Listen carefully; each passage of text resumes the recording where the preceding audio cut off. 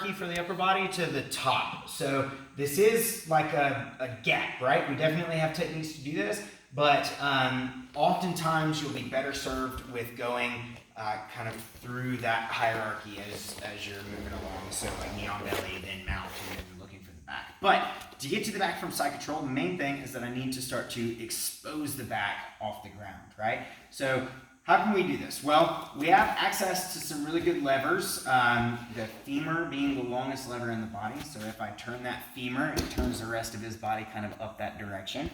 Now, let's talk about some things that you might do that will stop you from getting to the back. So first and most important is if I have his arm underneath my armpit, right? I can push him as far and as hard as I want to, but this is a physical barrier that's going to stop me from moving around to his back. So if I'm looking for somebody's back from side control, typically that's going to come from a place where they either have this frame already in, right, and they're hiding the hands, or I'm going to have to force that. So I'm going to have to like pull that arm through, right? So both his arms need to be centrally located so that as I start to turn him, he's going to not run in to this stop block there. Does that make sense? So from this position, I've got my side control. I've got his arms strapped and all that stuff. I'm going to take this and I'm going to go right behind his leg here. So I'm going to take my hand and cup his shoulder as the preferred like control piece that I have for that. And then I'm going to push this. Now as I push, I have to disconnect my chest. If I don't disconnect my chest controls this side of his body from going up. So from here and here, I disconnect my chest and I push with my belly. Now my knee goes tight to his back and my knee goes tight here. So now I should just be like kind of cradling him like a baby. That's why I like cupping the shoulder so that I can lever his head forwards, right? So it makes it much more difficult for him to escape. Now, I gotta get this leg in as my hook. So the trick to that is I'm gonna lean towards the head side and I'm gonna step my leg right over top for the hook. Now from this position, I'm going to grab his head and then I sit to my butt. When I sit to my butt, I fall sideways and pull his head like I'm cranking a lawnmower at the same time. From that position, I use this hand as well to pick him up to where our heads are like roughly kind of same level to where he's not way below me. And then of course I can attack any style of back control that I want from there. Usually I just go put on the hip right here.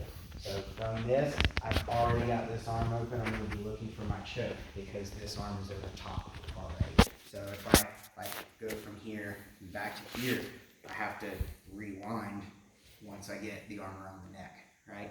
So my goal is I want to use this to keep him flat to me for long enough to bring this around the neck. And then once this is around the neck and anchored, that's when I can start hunting for reinforcing that in a stronger position like our rear naked choke.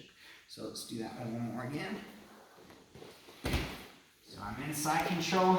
He's got his frames on the inside position. So a lot of times this can happen. Most of the time I would say this happens in transition instead of forcing it. Forcing it is just our other option. So I've tried to get my underhook, I've tried to get my crossface. Nothing's really working. He's got the arms on the inside. So I take my hand and I cup his shoulder right here. That can go first. I'm just grabbing his like pec insertion. So I'm just cupping that armpit right here. So from here, I bring my hand out. Of course, this is like an easy transition from what we just covered, right? So when I'm trying to pass that guard and they're keeping the arms in tight and everything and I collapse, I can go to here, which gives me the access to the end of the lever.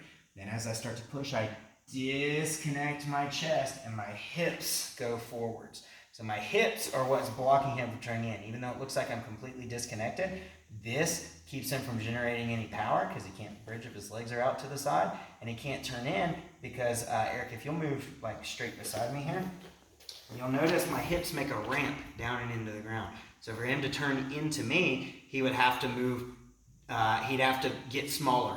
Does that make sense? So he can't turn into this space without getting smaller to move down into the belly of that wedge. So from here and here, I bring my knee up to block his movement, knee up to block his movement. Now as I do that, I'm just cupping the shoulder right here. From here I lean. Here's going to be the hardest part for everybody. When you lean, that makes this leg light, and I'm going to step this leg over as close to his hip as I can. So here, right? So just bump my hand out of the way. Grab right on the side of his head. I sit sideways, Now I'm locking my triangle or stacking the feet.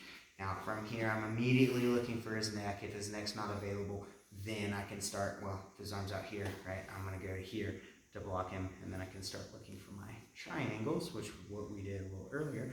So I can start looking for my triangles as we go, right?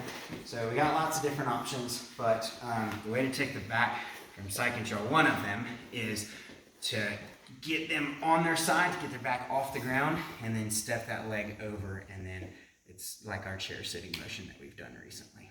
Do we have any other questions on this one? So without